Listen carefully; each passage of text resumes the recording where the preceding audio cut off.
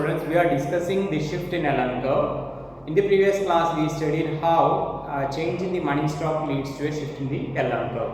An increase in the money stock leads to a rightward shift in the LM curve, and a fall in the money stock leads to a leftward shift in the LM curve. And this money stock was nominal money stock, but money stock can also be real. Money stock becomes real when the nominal money stock is divided by nominal money supply is divided by the level of prices.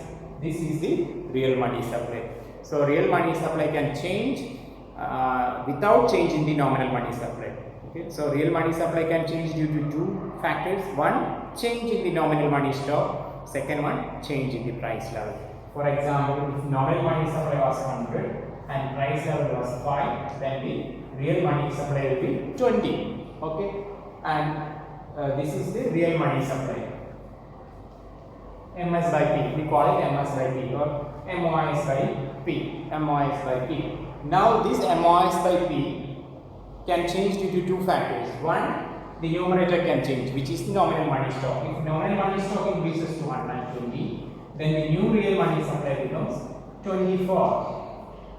M1S by P. Here price has not changed, price has remained the same, whereas money stock MOS can change to M1S. So real money supply can increase due to nominal money stock. This happened in our first case where money supply was seen to shift to the right. Now this real money supply can also change due to change in the price. Okay, suppose the money supply nominal money stock remains same at 100, whereas price fell to 4.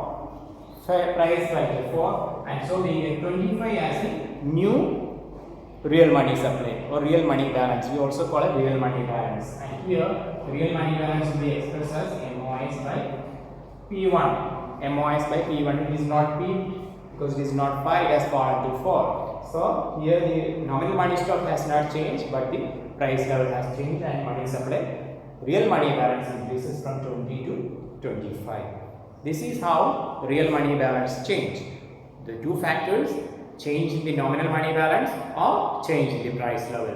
In this class, we are going to discuss how change in the price level will lead to a shift in the LM curve. Change in the price level will, how a change in the price level will lead to a shift in the LM curve. Okay.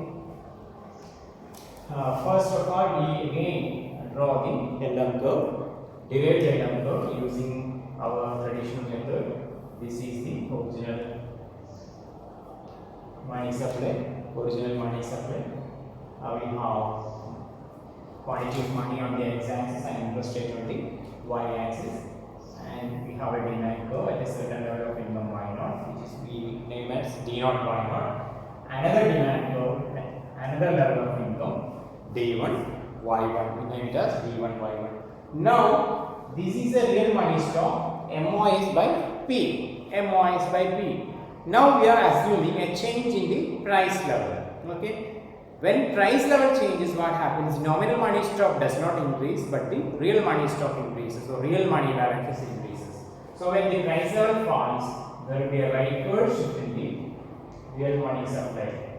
MOS by P1. MOS by P1. So what has happened? Due to a fall in the price level from P to P1, the real money balances shifts rightwards from MOS divided by P to MOS divided by P1. So there is a rightward shift in the money stock. And what will happen to the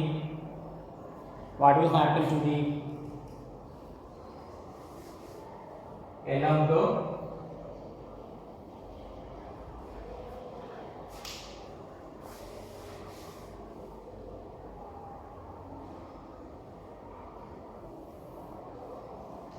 We know that here we have income on the x-axis and interest rate on the y-axis. Income on the x-axis and interest rate on the y-axis. And we got the first equilibrium I0, Y0. First equilibrium between demand for money and supply of money at this point, where interest rate is I0 and level of income is Y0. Level of income is Y0. And the second equilibrium in the initial case, that is before the fall in prices, Before the falling, we are discussing about the situation before the falling prices. So before the falling prices, our supply of money was MOS divided by P, and this was the demand curve, and this demand for money and supply of money is equal at this point. At this point, the interest rate is I naught dash. The interest rate is I naught dash. So this was the first equilibrium, a combination of I naught interest rate and Y naught income, at which demand for money was equal to supply of money, real supply of money, MOS divided by P. Now we assume that there is an increase in income, and therefore we have a higher demand for D1, Y1, and a higher level of income Y1. And this at this point, demand for money and supply of money is equal at this point, where the interest rate is I0. So another combination of income and interest rate I1 Y1. We plot this on the second diagram Y0 Y1.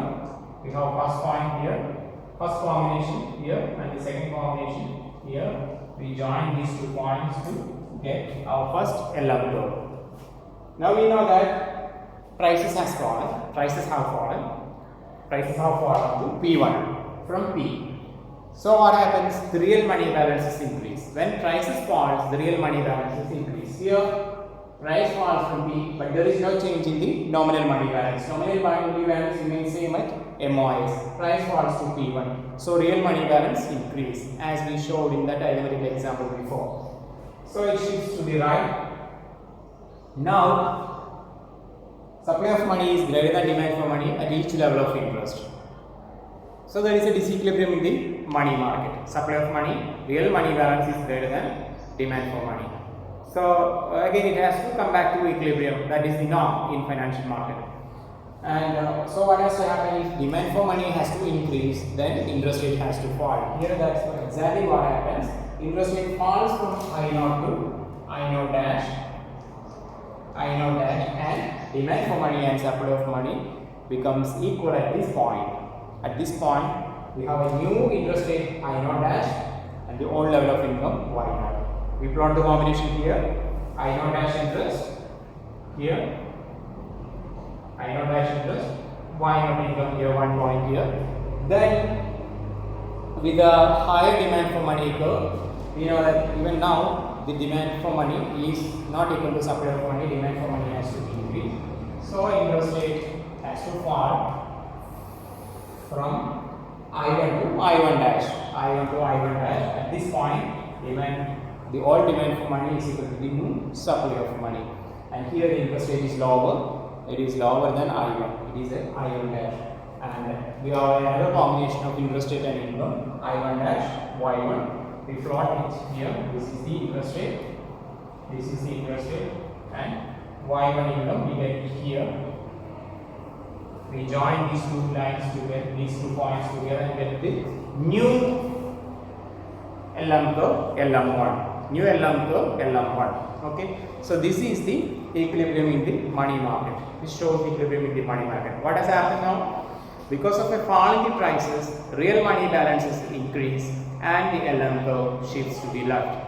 If there was an increase in the interest rate, then real money balances would have fallen and the real money supply curve would have shifted to the left, and LM curve in that case would have shifted to the left. But here, because the prices have fallen, real money stock has increased, and in order for equilibrium to be re-established in the money market, the demand for money has also to increase. Demand for money increases when interest rate falls, and interest rate falls in both cases from I0 to I0 dash and from I1 to I1 dash, and the new combination gives us a new LM curve LM1, which is to the right of old LM curve. So this is the equilibrium in the money market.